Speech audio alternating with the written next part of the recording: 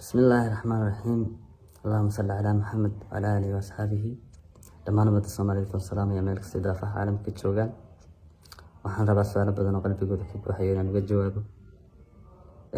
Maalmahanba waxaa dhex socda baraha bulshada ama ummadda dhexdeeda fariimo ama ereyo ay kooxo sharwadayaal ah ay hawada u gelinayaan oo ah inaan diinta ka baxay ama aan shaydaanka cabto. Ilaahay baa ka magan galnay. waxaan rabaa inaan caddeeyo inaan ahay qof islaam ah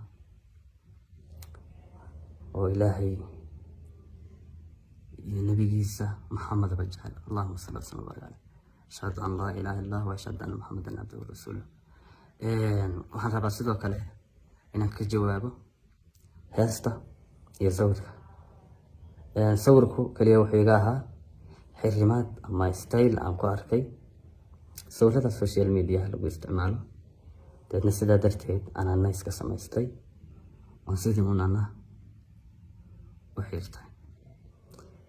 videoga ama heesta badanaa baraha bulshada la soo dhigayo waxay ahayd heesan anigu codkeeda duubay, laakiin anigu codka aan duubay kuma jirin codkan.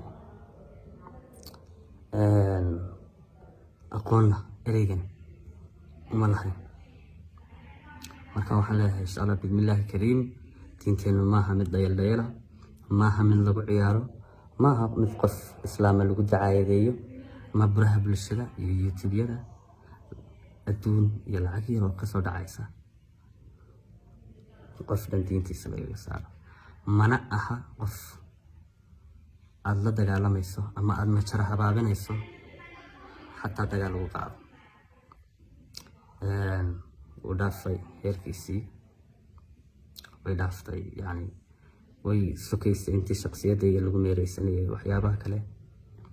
waxaan leeyahay yaan diinta lagu ciyaarin. ashhadu an laa ilaaha illa allah wa ashhadu anna muhammadan cabduhu wa rasuluhu.